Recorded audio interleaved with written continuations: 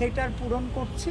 আর যা ধরেন অ্যাকাউন্টস তো করতেই হবে, অ্যাকাউন্টসটা ক্লোজ করবেন এইটুকু পর্যন্ত আমি এখন আমার দায়িত্ব, এটা শেষ করে তারপরে পরেরটা পরে। সো নেক্সট ইয়ারে যে ধরেন আমার সাজেশন আছে নেক্সট গভর্নিং কাউন্সিলে যে আসবে, যে এইগুলি চিন্তা করা উচিত কাকে টিম দিবেন। দেখেন আমাদের কিন্তু আপনি দেখেন 12টা টিম অ্যাপ্লিকেশন করেছিল যদি মনে থাকে।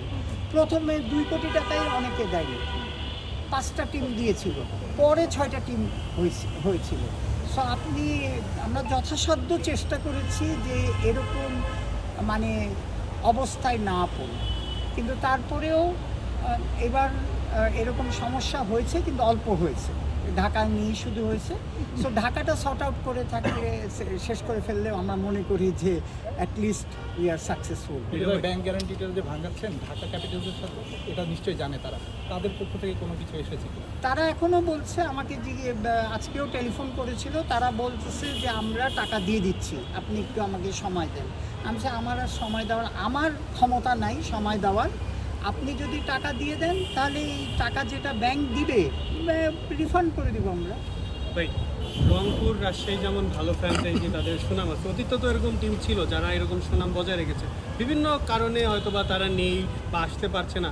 এখন তো অনেকটা পরিস্থিতি স্বাভাবিক, সেই ক্ষেত্রে তারা যদি আসতে চায় বা আপনারা কি তাদেরকে আনতে চান কিনা? হ্যাঁ, ডেফিনেটলি। দেখেন চিটাগংকে আমরা দিতে হবে, তারপরে এই বছরের পারফরমেন্সের অনুযায়ী তো next governing council will take a decision. আপনার নেক্সটটাই তো আপনি আইএমজিও কন্ট্রাক্টেড, আমাদের যে কন্ট্রাক্ট আছে আইএমজিও উইল কাম। সো এই বছর শর্ট টাইমে ইট ওয়াজ আ ভেরি ডিফিকাল্ট সিচুয়েশন, যেখানে আমরা অ্যাটলিস্ট এই পর্যন্ত এসেছি। Weather it is a successful BPL or এটা আপনারা জানেন।